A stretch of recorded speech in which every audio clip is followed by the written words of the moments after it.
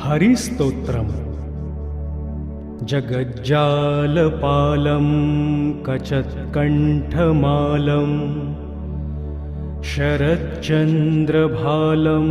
महादैत्यकालं नभोनीलकायं दुरावारमायं सुपद्मासहायं भजेऽहं भजेऽहम्। सदाम्भोधिवासं गलत्पुष्पहासं जगत्सन्निवासं शतादित्यभासं गदाचक्रशस्त्रं लसत्पीतवस्त्रं हसच्चारुवक्त्रं भजेऽहं भजेऽहम्। रमाकण्ठहारं श्रुतिव्रातसारं जलान्तर्विहारं धराभारहारम् चिदानन्दरूपं मनोज्ञं स्वरूपं घृतानेकरूपं भजेऽहं भजेऽहम्। जराजन्महीनं परानन्दपीनं समाधानलीनं सदैवानवीनं जगज्जन्महेतुं सुरानीककेतुं त्रिलोकैकसेतुं भजेऽहं भजेऽहम्। कृतान्मानगानं खगाधीशयानं विमुक्तेर्निदानं हरारातिमानं स्वभक्तानुकूलं जगद्वृक्षमूलं निरस्तार्तशूलं भजेऽहं भजेऽहम्। समस्तामरेशं द्विरेफाभकेशं जगद्बिम्बलेशं हृदाकाशदेशं सदा दिव्यदेहं विमुक्ताखिलेहं सुवैकुण्ठगेहं भजेऽहं भजेऽहम्। सुरालीम्बलिष्ठं त्रिलोकीवरिष्ठं गुरूणां गरिष्ठं स्वरूपैकनिष्ठं सदा युद्धधीरं महावीरवीरं महाम्भोधितीरं भजेऽहं भजेऽहम्। रमावामभागं तलानग्रनागं कृताधीनयागं गतारागरागं मुनैन्द्रैः सुमितं सुरैः सम्परीतं गुणौधैर्गीतं भजेऽहं भजेऽहम्। फलश्रुति इदं यस्तु नित्यं समाधाय चित्तं पठेदष्टकं कण्ठहारं मुरारे स विष्णोर्विशोकं ध्रुवं याति लोकं जराजन्मशोकं पुनर्विन्दतेनो। इति श्रीमत्परमहंसस्वामिब्रह्मानन्दविरचितं श्रीहरिस्तोत्रं सम्पूर्णम्। हरिस्तोत्रम्। जगज्जालपालं कचत्कण्ठमालं शरच्चन्द्रभालं महादैत्यकालं नभोनीलकायं दुरावारमायं सुपद्मासहायं भजेऽहं सदाम्भोधिवासं गलत्पुष्पहासं जगत्सन्निवासं शतादित्यभासं गदाचक्रशस्त्रं लसत्पीतवस्त्रं हसच्चारुवक्त्रं भजेऽहं रमाकण्ठहारं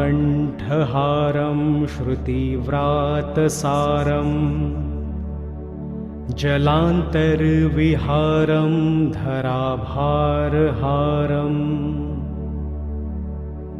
चिदानन्दरूपं मनोज्ञं स्वरूपं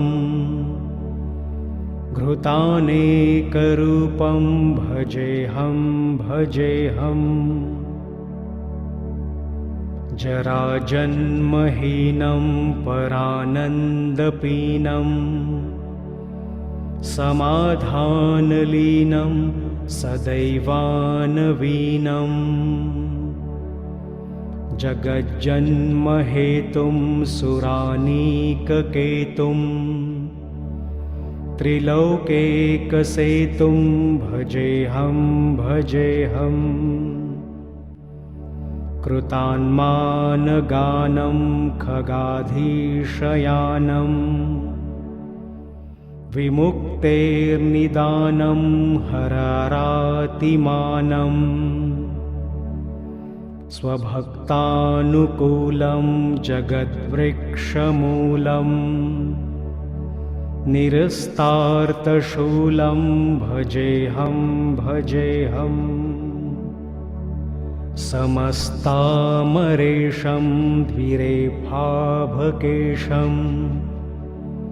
जगद्बिम्बलेशं हृदाकाशदेशम् सदा दिव्यदेहं विमुक्ताखिलेऽहं सुवैकुण्ठगेहं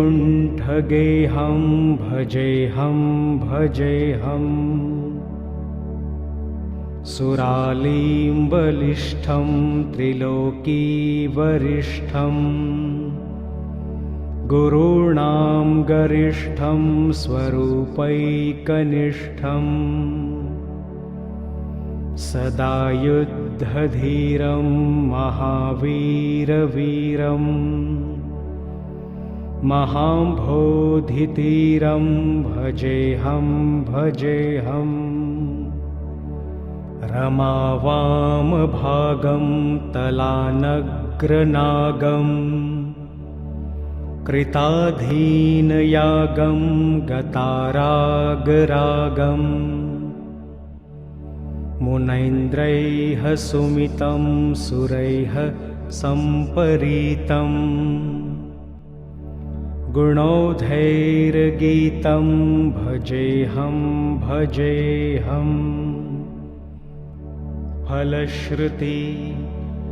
इदं यस्तु नित्यं समाधाय चित्तम् पठेदष्टकं कण्ठहारं मुरारे स विष्णोर्विशोकं ध्रुवं याति लोकं जराजन्मशोकं पुनर्विन्दतेनो इति श्रीमद्परमहंसस्वामिब्रह्मानन्दविरचितं श्रीहरिस्तोत्रं सम्पूर्णम्। हरिस्तोत्रम्। जगज्जालपालं कचत्कण्ठमालं शरच्चन्द्रभालं महादैत्यकालं नभोनीलकायं दुरावारमायं सुपद्मासहायं भजेऽहं भजेऽहम् सदाम्भोधिवासं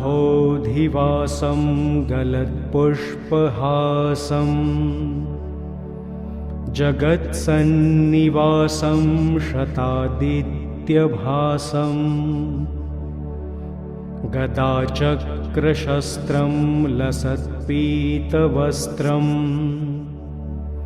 हसच्चारुवक्त्रं भजेऽहं भजेऽहम् रमाकण्ठहारं श्रुतिव्रातसारं जलान्तर्विहारं धराभारहारम् चिदानन्दरूपं मनोज्ञं स्वरूपं घृतानेकरूपं भजेऽहं भजेऽहम् जराजन्महीनं परानन्दपीनं समाधानलीनं सदैवानवीनं जगज्जन्महेतुं सुरानीककेतुं त्रिलोकेकसेतुं भजेऽहं भजेऽहम् कृतान्मानगानं खगाधीशयानं विमुक्तेर्निदानं हरारातिमानं स्वभक्तानुकूलं जगद्वृक्षमूलं निरस्तार्तशूलं भजेऽहं भजेऽहम् समस्तामरेशं द्विरेफाभकेशं जगद्बिम्बलेशं हृदाकाशदेशं सदा दिव्यदेहं विमुक्ताखिलेहं सुवैकुण्ठगेहं भजेऽहं भजेऽहम् सुरालीम्बलिष्ठं त्रिलोकीवरिष्ठं गुरूणां गरिष्ठं स्वरूपैकनिष्ठं सदा युद्धधीरं महावीरवीरं महाम्भोधितीरं भजेऽहं भजेऽहम् रमावामभागं तलानग्रनागं कृताधीनयागं गतारागरागं मुनैन्द्रैः सुमितं सुरैः सम्परीतं गुणौधैर्गीतं भजेऽहं भजेऽहम् फलश्रुति इदं यस्तु नित्यं समाधाय चित्तं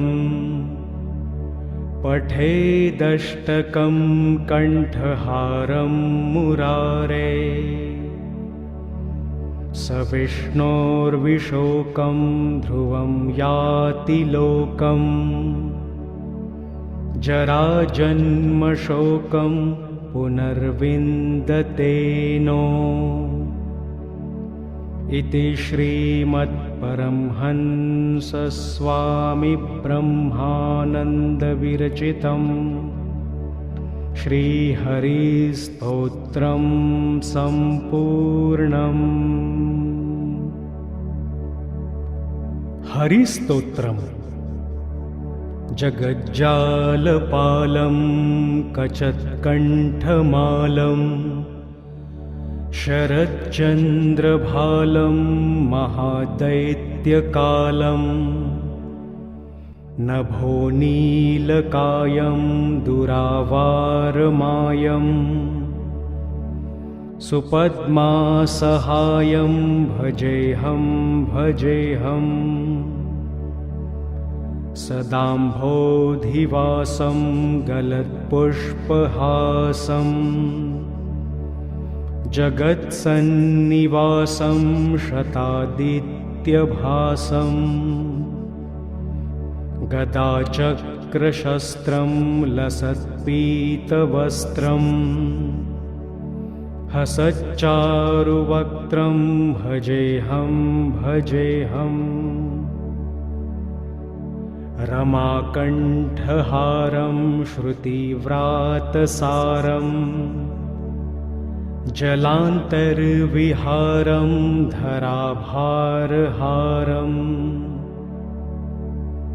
चिदानन्दरूपं मनोज्ञं स्वरूपं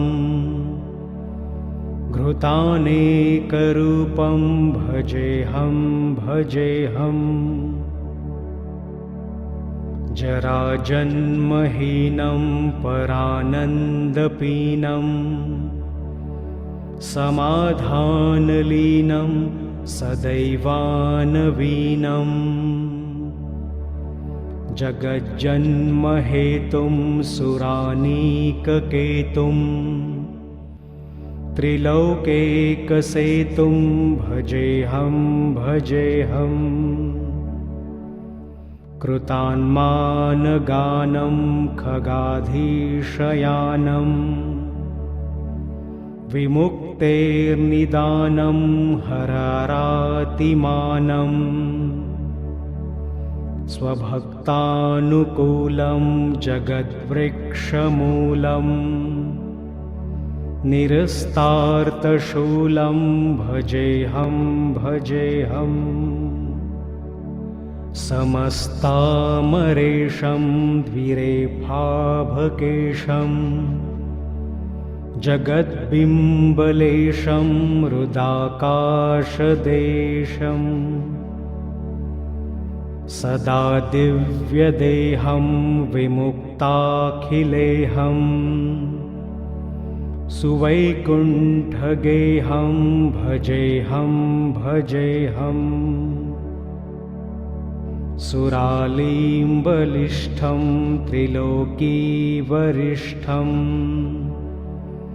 गुरूणां गरिष्ठं स्वरूपैकनिष्ठम् सदा युद्धधीरं महावीरवीरं महाम्भोधितीरं भजेऽहं भजेऽहम् रमावामभागं तलानग्रनागं कृताधीनयागं गतारागरागं मुनैन्द्रैः सुमितं सुरैः सम्परीतं गुणौधैर्गीतं भजेऽहं भजेऽहम् फलश्रुति इदं यस्तु नित्यं समाधाय चित्तं पठेदष्टकं कण्ठहारं मुरारे स विष्णोर्विशोकं ध्रुवं याति लोकं जराजन्मशोकं पुनर्विन्दतेनो इति श्रीमद्परमहंसस्वामिब्रह्मानन्दविरचितं श्रीहरिस्तोत्रं सम्पूर्णम्। हरिस्तोत्रम् जगज्जालपालं कचत्कण्ठमालं शरच्चन्द्रभालं महादैत्यकालं नभो नीलकायं दुरावारमायं सुपद्मासहायं भजेऽहं भजेऽहम् सदाम्भोधिवासं गलत्पुष्पहासं जगत्सन्निवासं शतादित्यभासं गदाचक्रशस्त्रं लसत्पीतवस्त्रं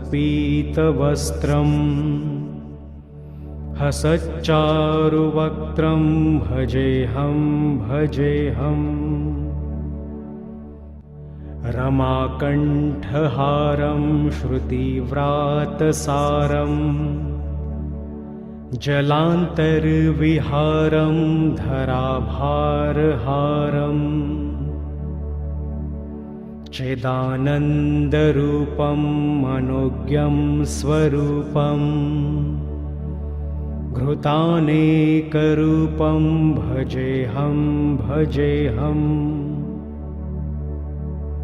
जराजन्महीनं परानन्दपीनं समाधानलीनं सदैवानवीनं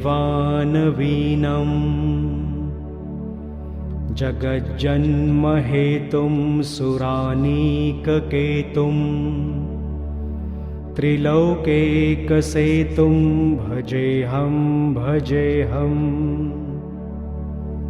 कृतान्मानगानं खगाधीशयानं विमुक्तेर्निदानं हरारातिमानं स्वभक्तानुकूलं जगद्वृक्षमूलं निरस्तार्तशूलं भजेऽहं भजेऽहम् समस्तामरेशं द्विरेफाभकेशं जगद्बिम्बलेशं हृदाकाशदेशं सदा दिव्यदेहं विमुक्ताखिलेहं सुवैकुण्ठगेहं भजेऽहं भजेऽहम् सुरालीम्बलिष्ठं त्रिलोकीवरिष्ठं गुरूणां गरिष्ठं स्वरूपैकनिष्ठं सदा युद्धधीरं महावीरवीरं महाम्भोधितीरं भजेऽहं भजेऽहम् रमावामभागं तलानग्रनागं कृताधीनयागं गतारागरागं मुनैन्द्रैः सुमितं सुरैः सम्परीतं गुणौधैर्गीतं भजेऽहं भजेऽहम् फलश्रुति इदं यस्तु नित्यं समाधाय चित्तं पठेदष्टकं कण्ठहारं मुरारे स विष्णोर्विशोकं ध्रुवं याति लोकं जराजन्मशोकं पुनर्विन्दतेनो इति श्रीमत्परमहंसस्वामिब्रह्मानन्दविरचितं श्रीहरिस्तोत्रं सम्पूर्णम्। हरिस्तोत्रम् जगज्जालपालं कचत्कण्ठमालं शरच्चन्द्रभालं महादैत्यकालं नभोनीलकायं दुरावारमायं सुपद्मासहायं भजेऽहं भजेऽहम् सदाम्भोधिवासं गलत्पुष्पहासं जगत्सन्निवासं शतादित्यभासं गदाचक्रशस्त्रं लसत्पीतवस्त्रं हसच्चारुवक्त्रं भजेऽहं भजेऽहम् रमाकण्ठहारं श्रुतिव्रातसारं जलान्तर्विहारं धराभारहारम् चिदानन्दरूपं मनोज्ञं स्वरूपं घृतानेकरूपं भजेऽहं भजेऽहम् जराजन्महीनं परानन्दपीनं समाधानलीनं सदैवानवीनं जगज्जन्महेतुं सुरानीककेतुं त्रिलोकैकसेतुं भजेऽहं भजेऽहम् कृतान्मानगानं खगाधीशयानं विमुक्तेर्निदानं हरारातिमानं स्वभक्तानुकूलं जगद्वृक्षमूलं निरस्तार्तशूलं भजेऽहं भजेऽहम् समस्तामरेशं द्विरेफाभकेशं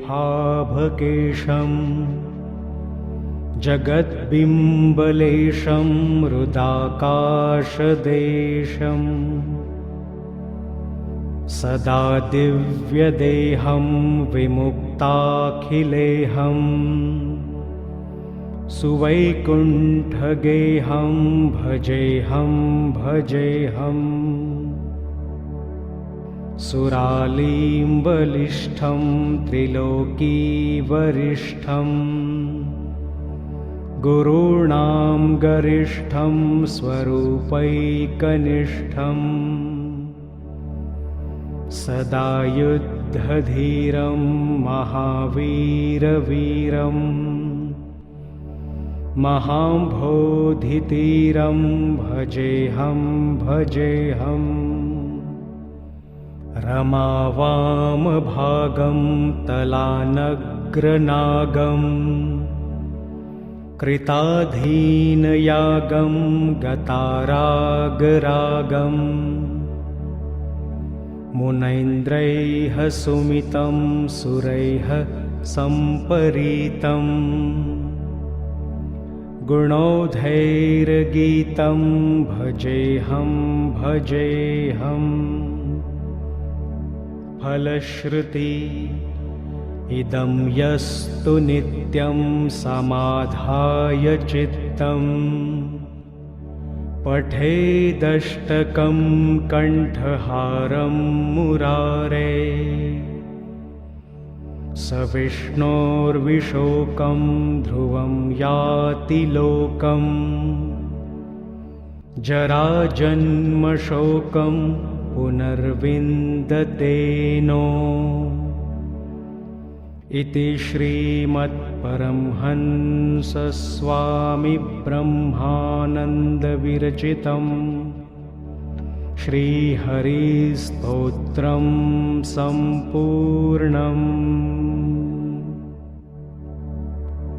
हरिस्तोत्रम्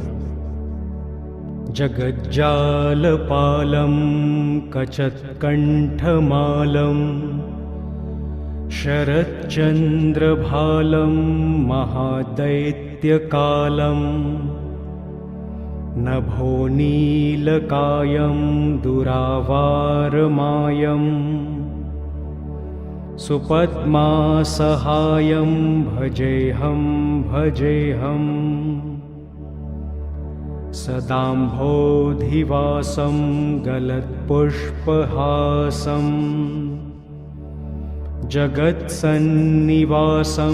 शतादित्यभासं गदाचक्रशस्त्रं लसत्पीतवस्त्रं हसच्चारुवक्त्रं भजेऽहं भजेऽहम् रमाकण्ठहारं श्रुतिव्रातसारं जलान्तर्विहारं धराभारहारम् चिदानन्दरूपं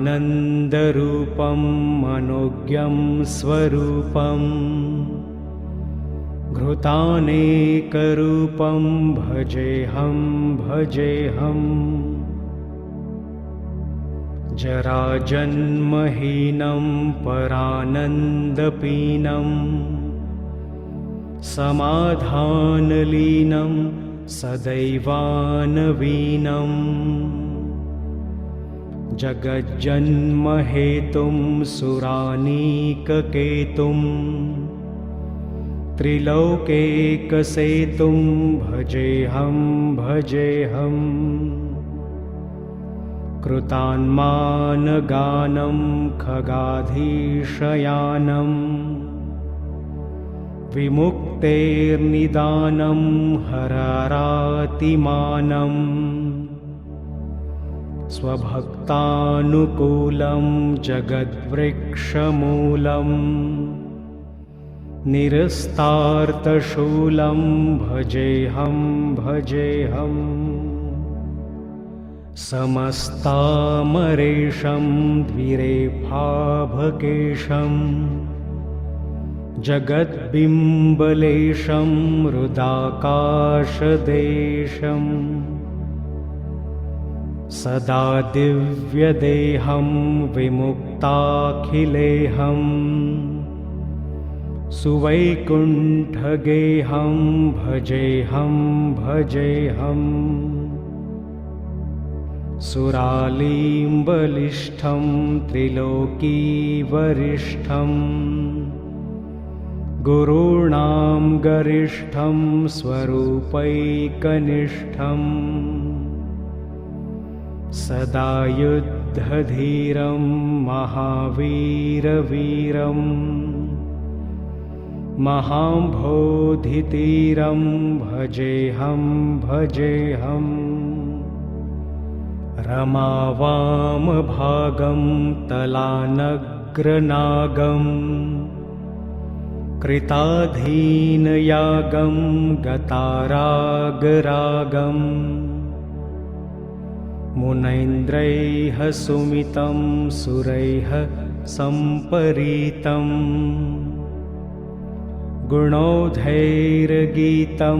भजेऽहं भजेऽहम् फलश्रुति इदं यस्तु नित्यं समाधाय चित्तं पठेदष्टकं कण्ठहारं मुरारे स विष्णोर्विशोकं ध्रुवं याति लोकं जराजन्मशोकं पुनर्विन्दतेनो इति श्रीमत्परमहंसस्वामिब्रह्मानन्दविरचितं श्रीहरिस्तोत्रं सम्पूर्णम्। हरिस्तोत्रम् जगज्जालपालं कचत्कण्ठमालं शरच्चन्द्रभालं महादैत्यकालं नभोनीलकायं दुरावारमायं सुपद्मासहायं भजेऽहं भजेऽहम् सदाम्भोधिवासं गलत्पुष्पहासं जगत्सन्निवासं शतादित्यभासं गदाचक्रशस्त्रं लसत्पीतवस्त्रम् हसच्चारुवक्त्रं भजेऽहं भजेऽहम् रमाकण्ठहारं श्रुतिव्रातसारम् जलान्तर्विहारं धराभारहारम् चिदानन्दरूपं मनोज्ञं स्वरूपम् घृतानेकरूपं भजेऽहं भजेऽहम् जराजन्महीनं परानन्दपीनं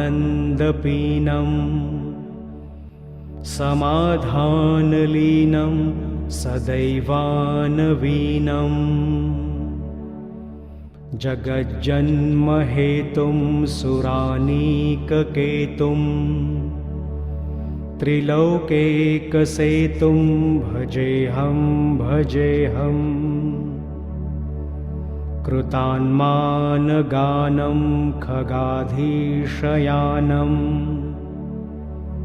विमुक्तेर्निदानं हरारातिमानम् स्वभक्तानुकूलं जगद्वृक्षमूलम् निरस्तार्तशूलं भजेऽहं भजेऽहम् समस्तामरेशं द्विरेफाभकेशं जगद्बिम्बलेशं हृदाकाशदेशम् सदा दिव्यदेहं विमुक्ताखिलेऽहं सुवैकुण्ठगेहं भजेऽहं भजेऽहम् सुरालीम्बलिष्ठं त्रिलोकीवरिष्ठं गुरूणां गरिष्ठं स्वरूपैकनिष्ठम् सदा युद्धधीरं महावीरवीरं महाम्भोधितीरं भजेऽहं भजेऽहम् रमावामभागं तलानग्रनागं कृताधीनयागं गतारागरागम् मुनैन्द्रैः सुमितं सुरैः सम्परीतं गुणौधैर्गीतं भजेऽहं भजेऽहम् फलश्रुति इदं यस्तु नित्यं समाधाय चित्तम् पठेदष्टकं कण्ठहारं मुरारे स विष्णोर्विशोकं ध्रुवं याति लोकं जराजन्मशोकं पुनर्विन्दतेनो इति श्रीमत्परमहंसस्वामिब्रह्मानन्दविरचितं श्रीहरिस्तोत्रं सम्पूर्णम्। हरिस्तोत्रम् जगज्जालपालं कचत्कण्ठमालं शरच्चन्द्रभालं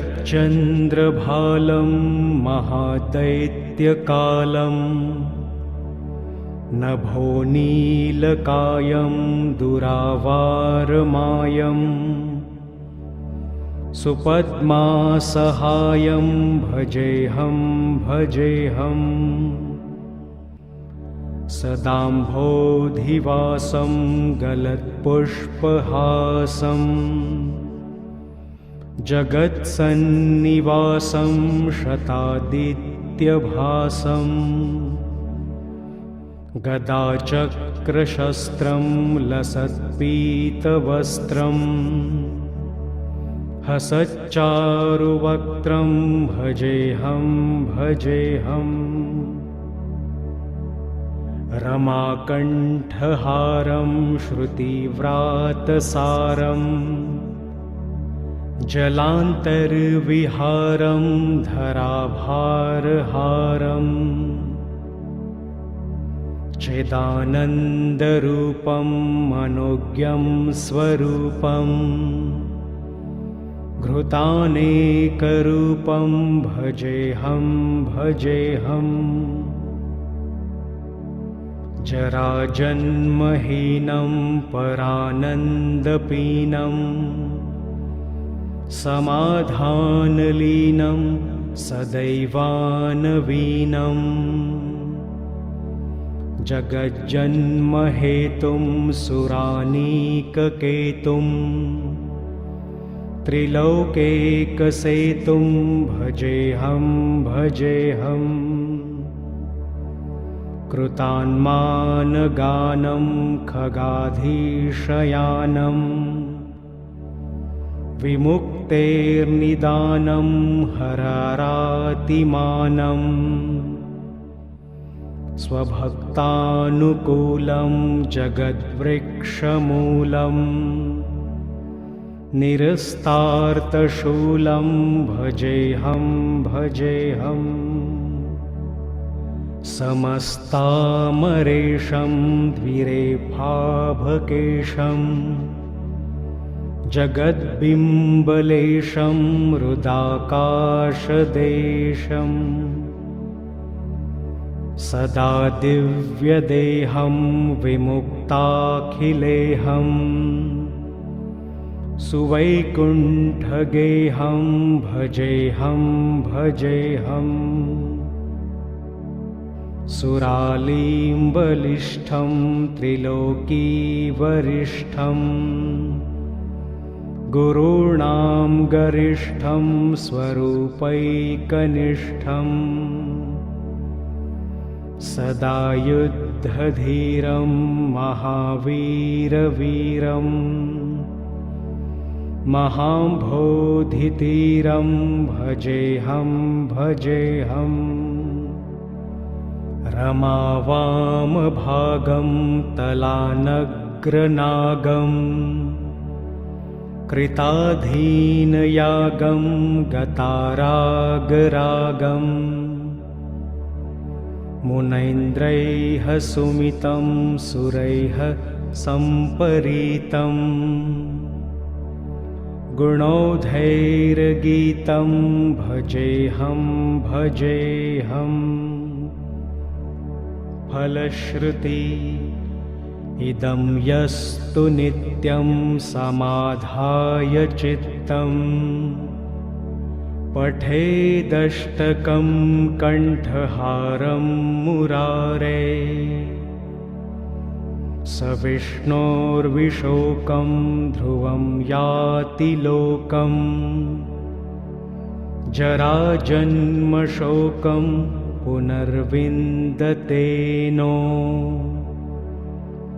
इति श्रीमत्परमहंसस्वामिब्रह्मानन्दविरचितं श्रीहरिस्तोत्रं सम्पूर्णम्। हरिस्तोत्रम् जगज्जालपालं कचत्कण्ठमालं शरच्चन्द्रभालं महादैत्यकालं नभोनीलकायं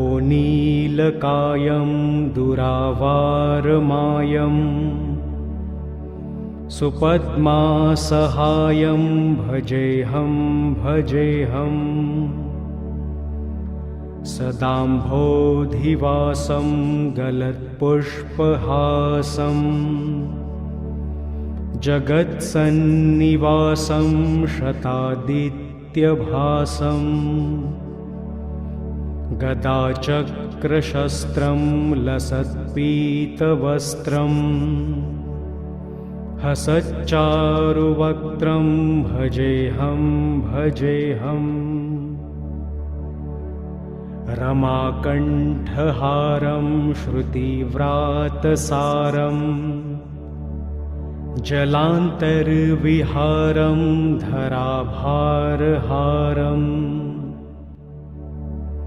चिदानन्दरूपं मनोज्ञं स्वरूपम् घृतानेकरूपं भजेऽहं भजेऽहम् जराजन्महीनं परानन्दपीनं समाधानलीनं सदैवानवीनम् जगज्जन्महेतुं सुरानीककेतुं त्रिलोकेकसेतुं भजेऽहं भजेऽहम्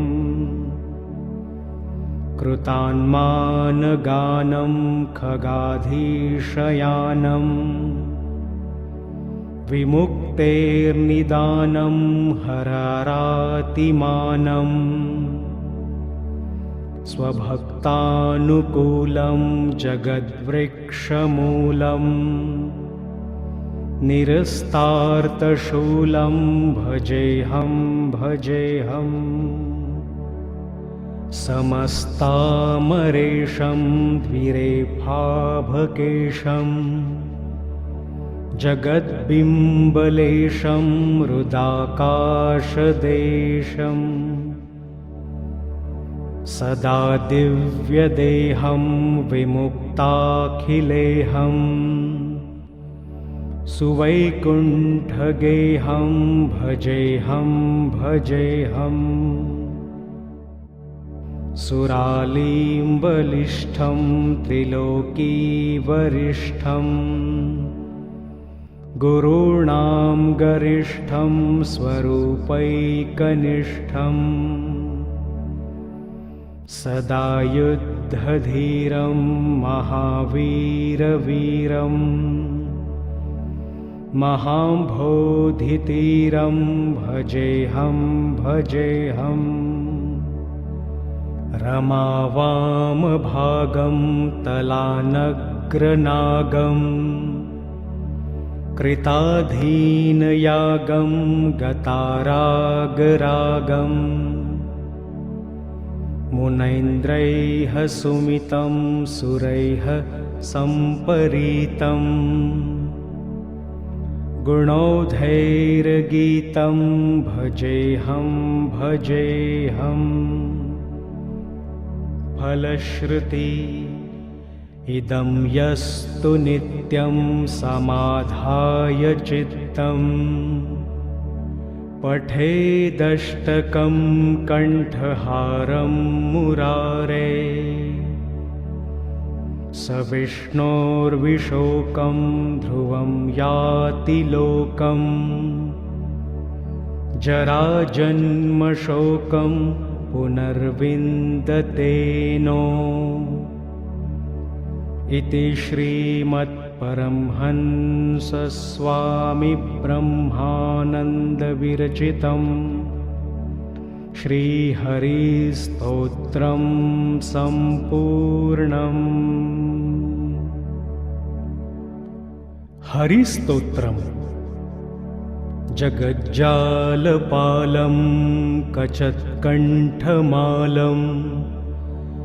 शरच्चन्द्रभालं महादैत्यकालं नभोनीलकायं दुरावारमायं सुपद्मासहायं भजेऽहं भजेऽहम् सदाम्भोधिवासं गलत्पुष्पहासं जगत्सन्निवासं शतादित्यभासं गदाचक्रशस्त्रं लसत्पीतवस्त्रं हसच्चारुवक्त्रं भजेऽहं भजेऽहम् रमाकण्ठहारं श्रुतिव्रातसारं जलान्तर्विहारं धराभारहारम् चिदानन्दरूपं मनोज्ञं स्वरूपम् घृतानेकरूपं भजेऽहम्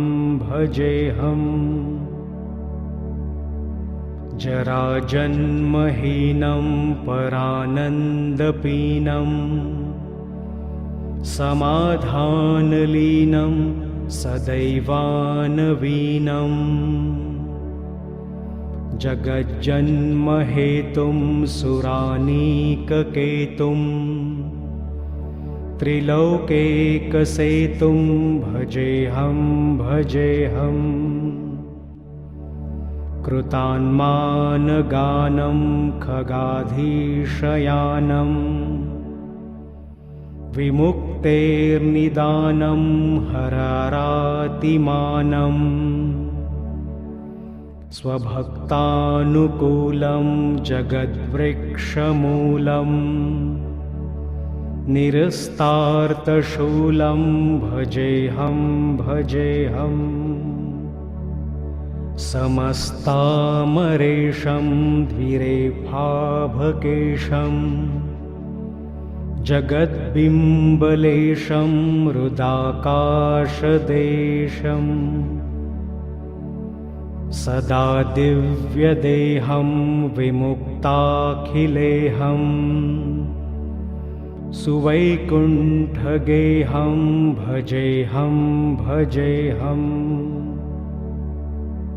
सुरालीम्बलिष्ठं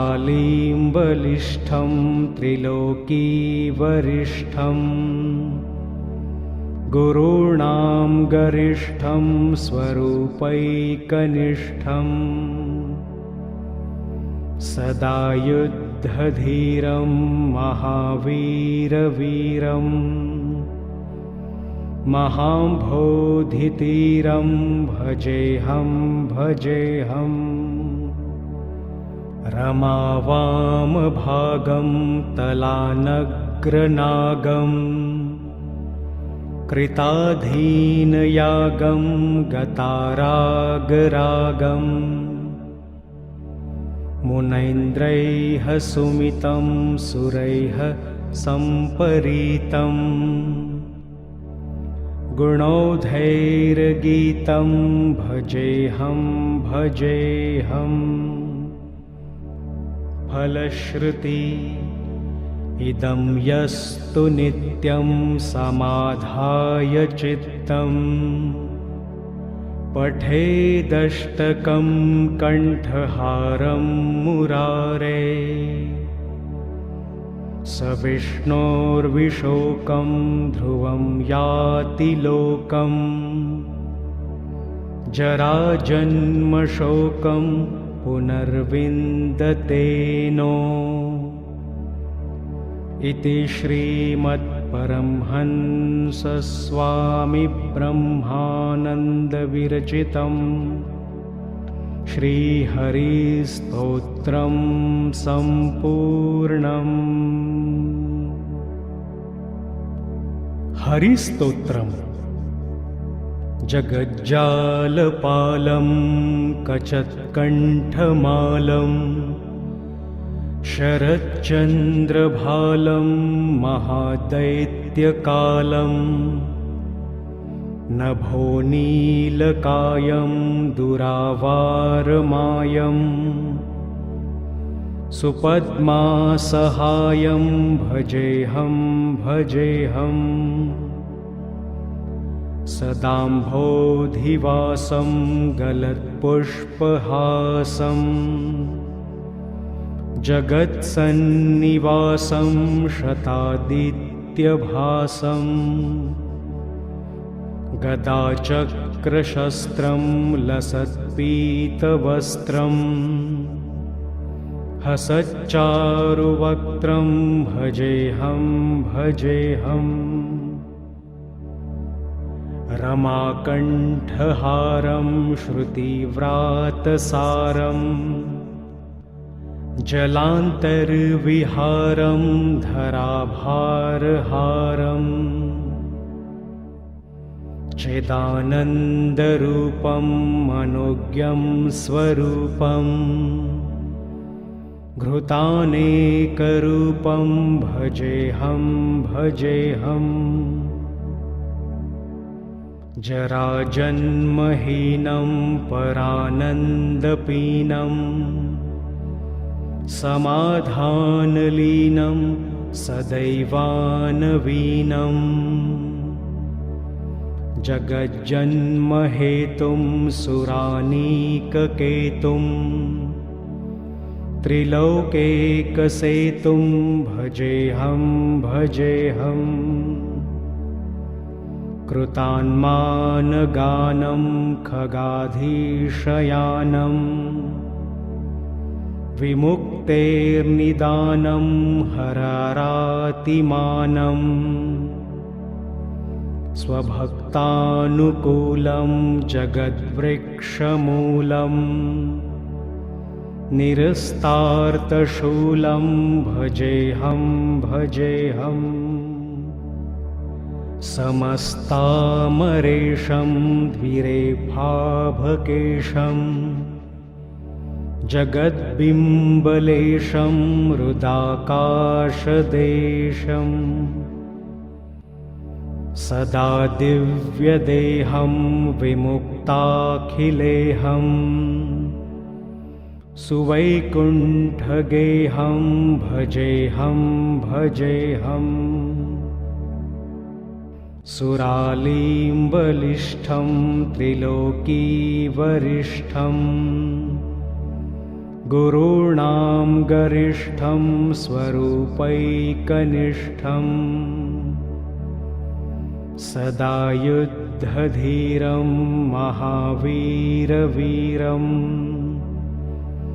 महाम्भोधितीरं भजेऽहं भजेऽहम् रमावामभागं तलानग्रनागं कृताधीनयागं गतारागरागं मुनैन्द्रैः सुमितं सुरैः सम्परीतं गुणौधैर्गीतं भजेऽहं भजेऽहम् फलश्रुति इदं यस्तु नित्यं समाधाय चित्तं पठेदष्टकं कण्ठहारं मुरारे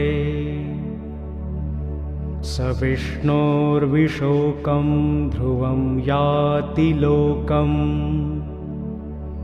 जराजन्मशोकं पुनर्विन्दतेनो इति श्रीमत्परमहंसस्वामिब्रह्मानन्दविरचितं श्रीहरिस्तोत्रं सम्पूर्णम्। हरिस्तोत्रम् जगज्जालपालं कचत्कण्ठमालं शरच्चन्द्रभालं महादैत्यकालं नभोनीलकायं दुरावारमायं सुपद्मासहायं भजेऽहं भजेऽहम् सदाम्भोधिवासं गलत्पुष्पहासं जगत्सन्निवासं शतादित्यभासं गदाचक्रशस्त्रं लसत्पीतवस्त्रं हसच्चारुवक्त्रं भजेऽहं भजेऽहम् रमाकण्ठहारं श्रुतिव्रातसारं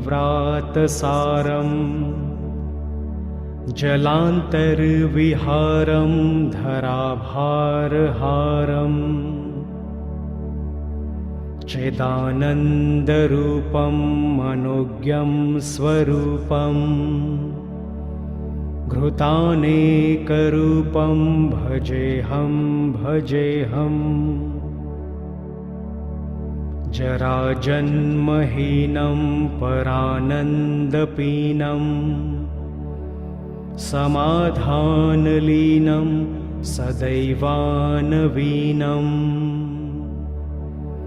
जगज्जन्महेतुं सुरानीककेतुं त्रिलोकैकसेतुं भजेऽहं भजेऽहम् कृतान्मानगानं खगाधीशयानं विमुक्तेर्निदानं हरारातिमानं स्वभक्तानुकूलं जगद्वृक्षमूलं निरस्तार्तशूलं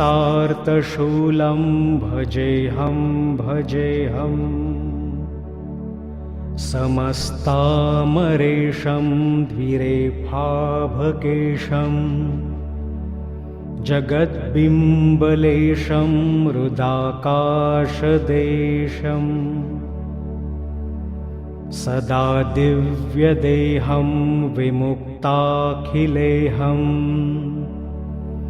सुवैकुण्ठगेहं भजेऽहं भजेऽहम्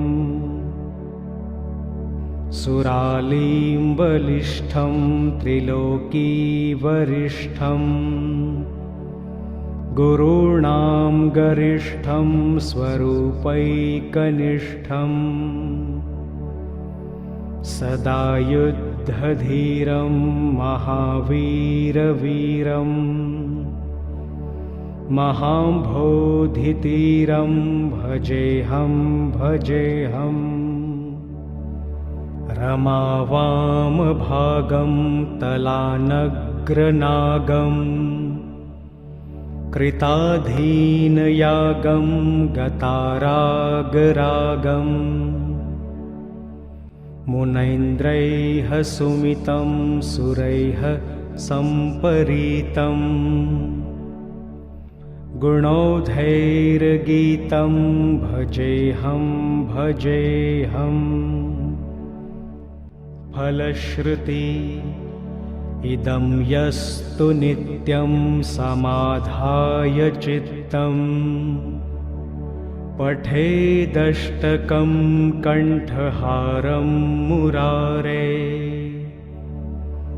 स विष्णोर्विशोकं ध्रुवं याति लोकं जराजन्मशोकं पुनर्विन्दते नो इति श्रीमद्परमहंसस्वामिब्रह्मानन्दविरचितं श्रीहरिस्तोत्रं सम्पूर्णम्।